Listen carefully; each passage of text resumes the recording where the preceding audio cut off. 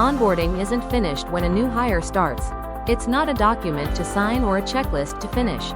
It's a living, breathing experience that evolves with every person who goes through it.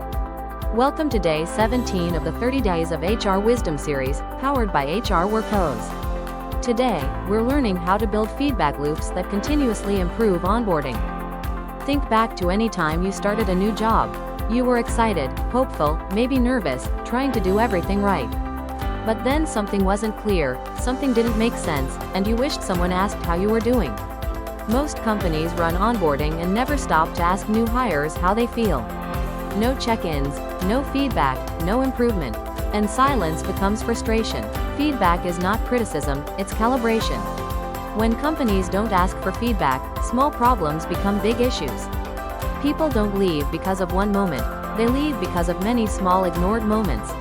Here's a simple 4-step feedback loop system that can transform onboarding. Step 1. Gather real-time feedback.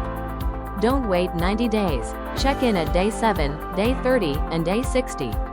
Ask 3 simple questions. What has been most helpful? What was confusing? How can we improve your experience? Step 2. Create safe spaces. People won't speak honestly if they're afraid of judgment. Use anonymous feedback, let HR collect input, and promise no consequences. Step 3. Close the loop. If employees give feedback and never hear what changed, they stop talking. Respond with transparency. Here's what we learned. Here's what we improved. Step 4. Involve managers and buddies. They see what HR can't, real daily challenges. Their insights strengthen the onboarding journey. When companies build feedback loops, onboarding becomes a powerful tool. New hires feel seen, supported, and valued.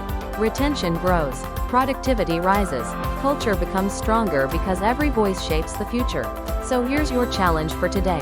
Choose one point in your onboarding journey, maybe after the first week, and send a simple, 2-question feedback survey.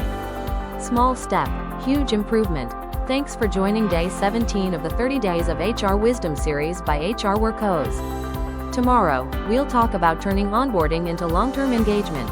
Until then, remember, feedback isn't the end of onboarding, it's the engine that keeps it alive.